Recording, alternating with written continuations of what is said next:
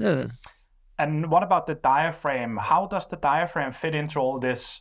Because when I hear you say not deep breath, we are not allowed to use that term, but proper breathing. I guess the breath has to move through the diaphragm in order to be a proper breath. Yes, like deep breathing is good, but what is a deep breath? Mm-hmm. You know, so we use the acronym LSD, light, slow, deep, or no, slow, low. Regardless, it's the same thing anyway.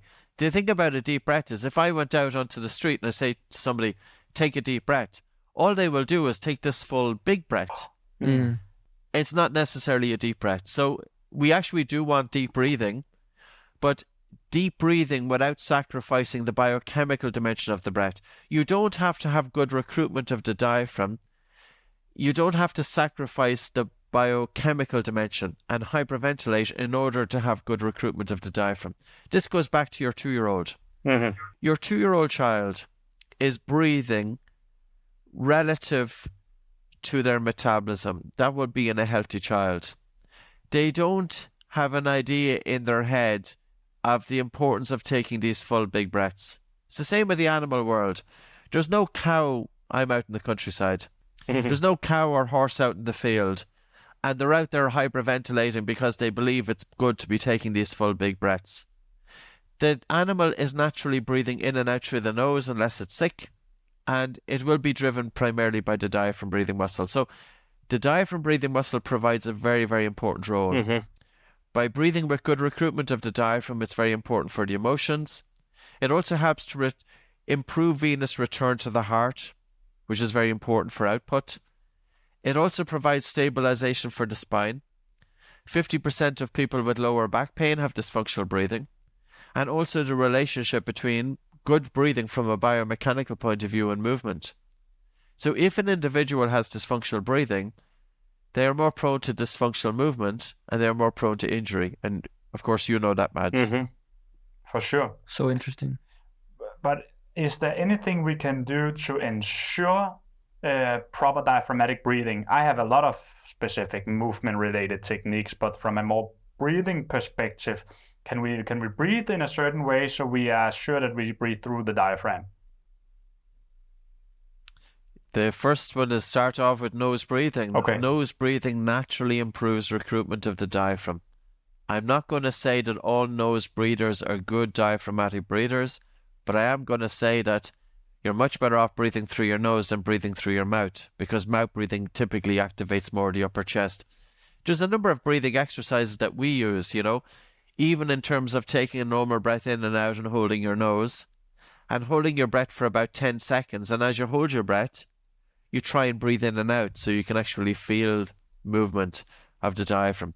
Breath holding can be quite good because you have the involuntary contractions of the diaphragm as well. The very purpose of lying on your back with your knees bent or standing with lateral expansion and contraction of your lower ribs.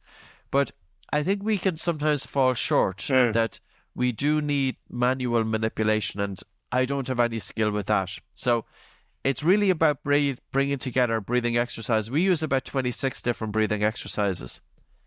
But it's bringing those together, especially if you've got somebody, I'm not sure about the term diaphragm release, but in order to help engage optimal movement of the diaphragm, to bring together physical with breathing exercises. In other words, a physical therapist or a physiotherapist, or the movement that you're doing as well. I think the two coming together is a good marriage. Okay. According about blocking the nose and blocked nose, I was talking to my girlfriend yesterday, and she said, as I was telling her about it after I listened to all your stuff this whole week, I was really, okay, you really have to breathe through the nose. It's so important. So she said she can't because she has a blocked nose. And I was like, there is a technique for that. And then I saw there's a technique. Can you explain a little bit about that technique? Because maybe some people that are listening are like, well, I can't even breathe through my nose. It's blocked all the time. Or, you know, and I got a surgery for it 10 years ago. People have deviated septums, etc. Yeah. Like, it's very common to have a deviated septum. If you see my nose, it's like a banana. So I can still breathe through it, though. So you can have a deviated septum. maybe 60% of the population has. The question is, do you feel comfortable breathing in and out through your nose? There's a couple of different techniques to help, and I suppose we need to help identify, why is the nose stuffy?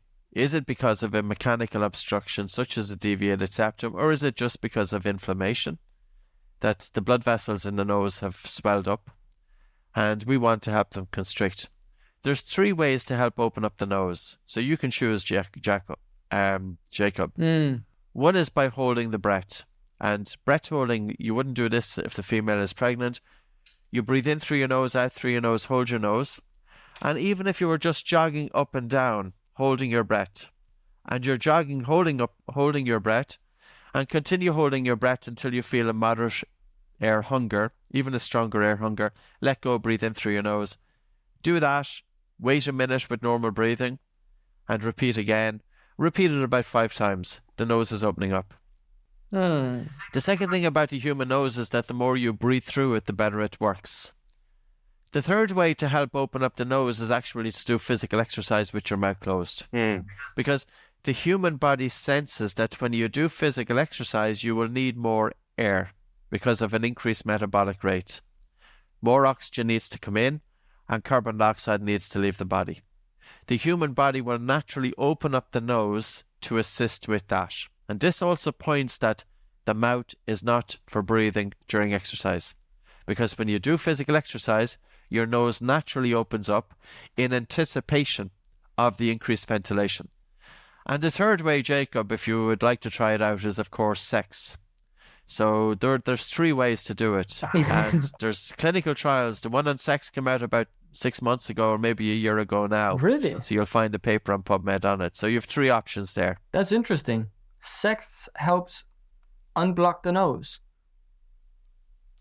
Yes, it does. And I'm not sure if you have to have your mouth open or closed during the practice of it. I haven't figured that one out. You can use a myotape. Yeah. Yeah, of course. Interesting.